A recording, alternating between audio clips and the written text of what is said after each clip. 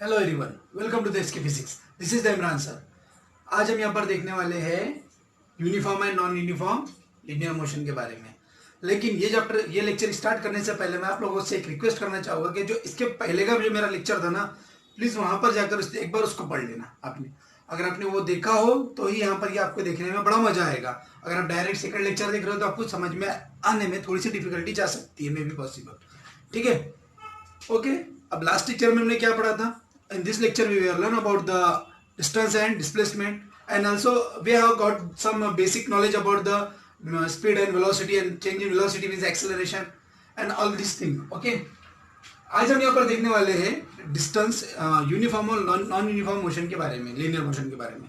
देखिए यहाँ पर जो तीन भाई थे ना, अमर अकबर एंथनी, तो वो तीन भाई है यहाँ पर अमर अकबर एंथनी, और तीनों भाई अलग अलग रास्ते से जा रहे हैं या फिर एक ही रास्ते से जाएंगे, लेकिन उनका डिस्टेंस यहाँ पर प्लॉट किया हुआ है। यहाँ पर देखो ये चार्ट जो दिख रहा है, ये चार्ट के अंदर में आपको टाइमिंग क्लॉक दिख रहा है। मतलब ये जो दिख रहा है ये टाइम के बारे में दिख रहा है। 5 बजे है, 5 बजे जो distance covered by Amar in kilometre में, तीनों की डिस्टेंस जो कवर कर रहे हैं किलोमीटर में काउंट करेंगे हम। अमर जा रहा है एक रास्ते से, उसने कितना डिस्टेंस कवर किया, अकबर ने कितना डिस्टेंस कवर किया और एंथनी ने कितना डिस्टेंस कवर किया, वो यहाँ पर हमने प्लॉट किया हुआ है। ठीक है, 5 बजे अमर था 0 पे, अकबर था 0 पे और एंथनी भी 0 पे। जैसे 5:30 बज गए, मतलब 5:30 पर अमर ने 20 किलोमीटर डिस्टेंस कवर कर दिया, अकबर ने 18 किलोमीटर एंड एंथनी ने 14 किलोमीटर। वैसे 6 बजे इसने 40, इसने 36, इसने 28, इससे 6:30 बजे 60, 42। तो यहाँ पर देखो यूनिफॉर्म मोशन किसका है और नॉन यूनिफॉर्म मोशन किसका है, हमको ये देखना है।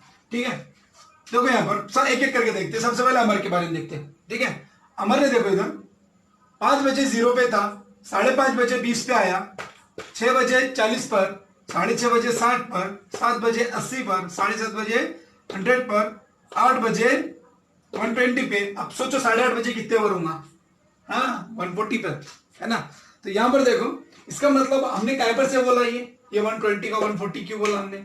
क्योंकि हमको मालूम है कि जो बीच में जो गैप बन रही है ना, इनकी गैप जो बन रही है ये 20 की बन रही है। देखो 0 - 20 is 20, 20 - 0 is 20 - 0 is 0, 20, 40 - 20 is 20, 60 - 40 is 20, 80 - 60 is 20। मतलब इनके बीच में जो डिस्टेंस बन रहा है ना, इस डिस्टेंस के बीच में जो स्पेस बन रही है ना, वो सेम है, 20 की है। मतलब उसने इक्वल डिस्टेंस कवर किया है कि अनइक्वल डिस्टेंस कवर किया? इक्वल डिस्टेंस कवर किया, करेक्ट। आ जाओ अकबर की तरफ में।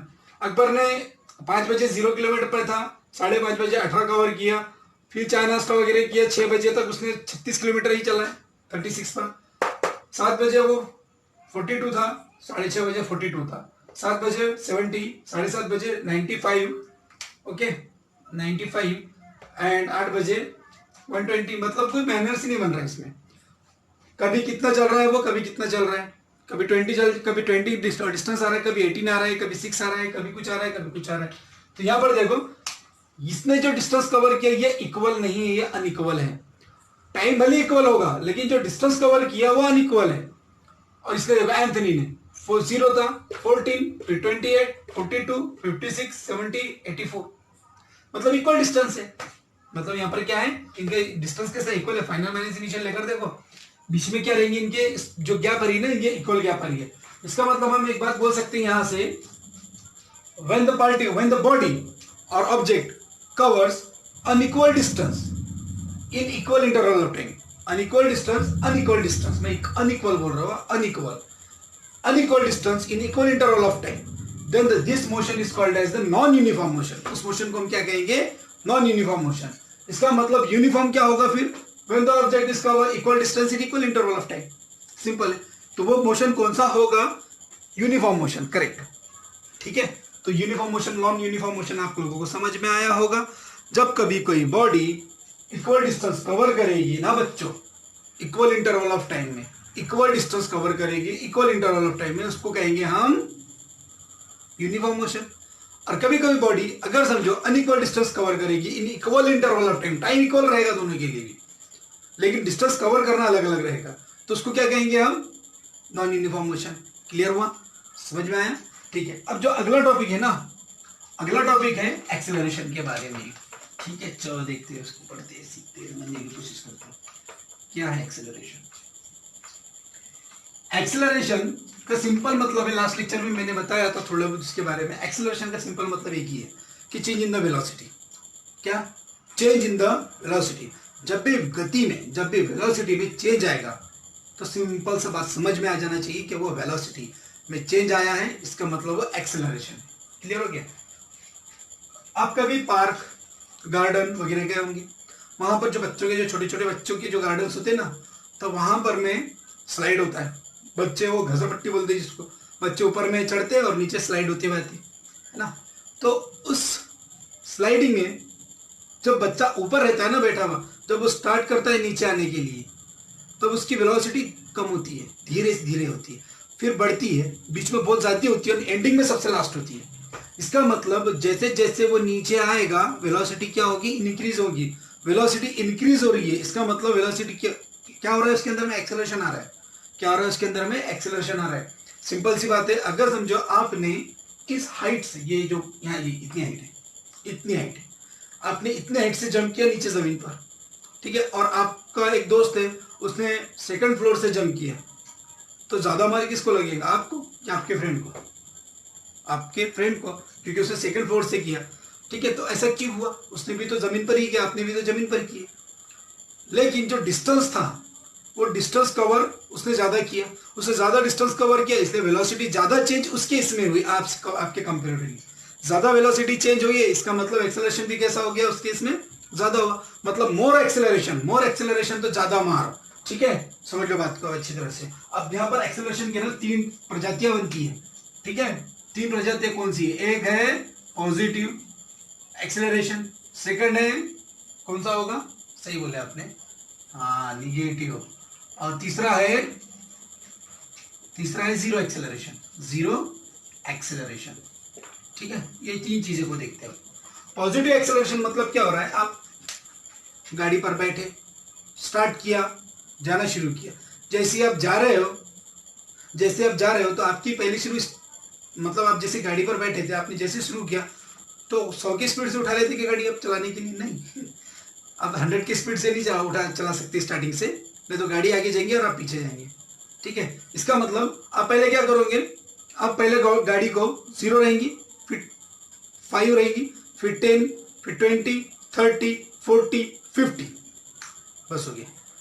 ठीक है, तो इतनी स्पीड बनेगी आपकी, मतलब पहले 0 से लेकर 50 तक स्पीड इंक्रीज होगी कि डिक्रीज हो रही है? स्पीड इंक्रीज हो रही है। इन दिस केस वेलोसिटी समझो आपकी क्या हो रही है? इंक्रीज हो रही है। वेलोसिटी इंक्रीज हो रही है, इसका मतलब एक्सेलरेशन पॉजिटिव है। क्लियर हुआ? पॉजिटिव एक्सेलरेशन मतलब क्या होता है? जब स्पीड क्या होती है? इंक्रीजिंग होती है। वेलोसिटी क्या होती है? Change in velocity increase, decrease से कम से ज्यादा की तरफ जाएगी, तो वो वेलोसिटी, वो एक्सेलरेशन क्या रहेगा? आपका पॉजिटिव एक्सेलरेशन रहेगा। और उस केस में जो चेंज इन वेलोसिटी और acceleration means acceleration in the direction of the change in velocity. ठीक है, दोनों भी सेम डायरेक्शन में रहेंगे, चेंज इन वेलोसिटी भी और एक्सेलरेशन भी। उसके बाद आती है सेकंड चीज, नेगेटिव एक्सेलरेशन। क्या है नेगेटिव एक्सेलरेशन? समझो आपको अगर कहीं पर्टिकुलर जगह पर जाना था, वो जगह आ गई है और आप गाड़ी से जा रहे थे, 50 या 60 की स्पीड से जा रहे थे, जैसे आप देखोगे वो जगह आ गई, आप गाड़ी को आगे फेंक दोगे, जंप कर दोगे क्या? नहीं, ऐसा नहीं होगा। आप क्या करोगे? पहले से ही रोकना शुरू कर दोगे गाड़ी को।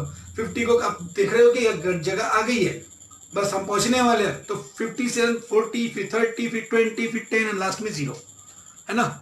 इसके हिसाब से हम चलेंगे। मतलब यहाँ पर वेलोसिटी डिक्रीज हो रही है कि इंक्रीज हो रही है? डिक्रीज हो रही है, लेकिन डिक्रीज हो रही है फिर भी चेंज इन वेलोसिटी है। इसका मतलब कम, ज्यादा से कम की तरफ आ रही है, वेलोसिटी ज्यादा से कम की तरफ आ रही है, तो नेगेटिव एक्सेलरेशन है। और इस केस में change in velocity and acceleration are opposite in direction. वो कैसे रहेंगे? अपोजिट डायरेक्शन में रहेंगे। और इसी जो नेगेटिव एक्सेलरेशन है, इसी को हम क्या कह सकते हैं? इसको हम कह सकते हैं डिसेलरेशन और रिटार्डेशन। क्या कह सकते हैं इसे? Deceleration and retardation. और तीसरी चीज आती है जीरो एक्सेलरेशन, मतलब वेलोसिटी में चेंज ही नहीं हो रहा है। अब 50 है तो 50 से रहे, नहीं चेंज वेलोसिटी नहीं हुई। अगर वेलोसिटी में चेंज नहीं हुआ तो क्या होगा? एक्सेलरेशन नहीं होगा। एक्सेलरेशन नहीं होगा, इसका मतलब एक्सेलरेशन कितना होगा? 0 होगा। ठीक है, समझ में आया। अब अगर समझो हम कंसीडर करते हैं, क्या कंसीडर करते हैं, initial velocity is you consider करते हैं। फाइनल वेलोसिटी को हम क्या कह सकते हैं, v, ठीक है, और टाइम को क्या कह सकते हैं हम, t, ठीक है। मैंने आपको बताया कि चेंज इन वेलोसिटी मतलब एक्सेलरेशन। अगर याद रखो, अगर आप समझो घर पे सोए हैं, अगर कोई आपको नींद, आप बहुत गहरी भरघोस नींद के अंदर में अगर आपको आकर उठाए, जगह देगा एकदम उठ सा और बता वेलोसिटी एक्सेलरेशन मतलब क्या होता है, तो आपकी आंखें बंद, लेकिन आपने ये बोलना चाहिए कि चेंज इन वेलोसिटी मतलब एक्सेलरेशन। समझ में आया? चलो अब देखो चेंज का मतलब क्या होता है। चेंज का मतलब क्या होता है, समझो आपका वजन पहले 40 किलो था या 50 किलो था, ठीक है। 50 किलोग्राम वजन को आपने घर पे रहकर काफी डाइटिंग किया और काफी परहेज किया, और इतना परहेज किया, गुलाब जामुन खाए, रसगुल्ले खाए, चिकन मटन तंदूरी वगैरह वगैरह सब कुछ खाया, और आपका जो वजन था वो 40 से कितना हो गया, 80 हो गया, ठीक है, 80 किलोग्राम हो गया। तो मतलब आपका पहले जो वेट था वो 40 किलोग्राम था, बाद में जो हो गया वो 80 किलोग्राम हो गया, है ना। तो जो आपका वेट कितना चेंज हुआ, 40, कितना चेंज हुआ, 40। इसका मतलब कैसे निकाला आपने, 80 माइनस 40 इज 40, 80 माइनस 40 इज 40। 80 क्या था, फाइनल वेट, 80 क्या था, फाइनल वेट, बाद में हो गया ना 80, वो फाइनल वेट। पहले क्या था 40, मतलब फाइनल माइनस इनिशियल लेते हैं हम कभी भी क्या लेना है हमको, चेंज अगर निकालना है तो फाइनल माइनस इनिशियल। तो फाइनल वेलोसिटी क्या है अपने पास, v, इनिशियल क्या है, u, change in velocity with respect to time, ये चेंज इन वेलोसिटी हो गया with respect to time is equals to acceleration. This is the formula for acceleration. Clear हुआ? I hope you understand and enjoying this topic, ठीक है। अब next topic में हम देखने वाले हैं ग्राफ्स के बारे में, यूनिफॉर्म मोशन और नॉन यूनिफॉर्म मोशन के ग्राफ्स के बारे में स्टडी करेंगे। तब तक की अलविदा, और लाइक करो, शेयर करो, सब्सक्राइब करो, जो जो करना है करो।